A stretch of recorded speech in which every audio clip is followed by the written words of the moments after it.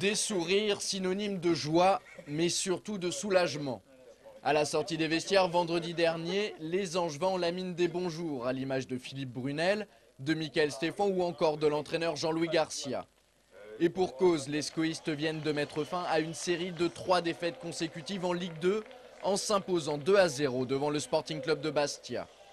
Une belle opération comptable puisque les hommes du président Bernard repoussent les Corses à 7 longueurs au classement. Avant la trêve internationale de 2 semaines, c'est bon pour le moral. On a une petite coupure là qui peut nous permettre de retravailler. En tout cas, on va bien vivre cette coupure. Je pense que là, avec cette victoire, on va pouvoir bosser avec beaucoup de sérieux, puis rigoler un peu plus aussi, ça fait toujours du bien. Parce qu'avant le coup d'envoi de la rencontre, les visages des joueurs du SCO étaient beaucoup plus fermés qu'à la sortie du terrain. Sommés de réagir par leurs supporters après 3 revers de rang, les Ligériens se sont longuement encouragés afin d'inverser la tendance des dernières semaines. Mais la malédiction semblait les poursuivre. Au quart d'heure de jeu, Martin Fall devait céder sa place à Malik Couturier après ce choc avec Kazri, obligeant son entraîneur à réorganiser sa ligne défensive, déjà amputée de Karim Djelabi et d'Anthony Wasfan. C'est ainsi que le jeune Stevie Riga, ici en pleine discussion avec Jean-Louis Garcia, et qui fêtait sa première titularisation avec les pros en championnat, se trouvait contraint et forcé d'évoluer à droite. Jamais simple pour un pur gaucher.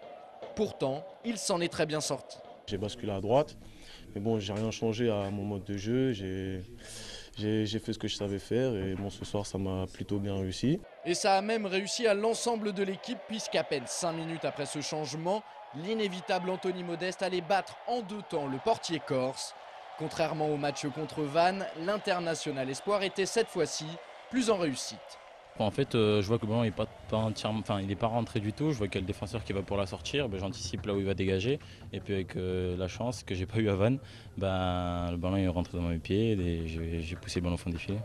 En deuxième mi-temps, profitant de leur supériorité numérique après l'expulsion du Bastia Cahuzac, les Angevins s'engouffrent dans les espaces et vont bénéficier d'un pénalty suite à cette faute dans la surface sur Malik Couturier, monté aux avant-postes.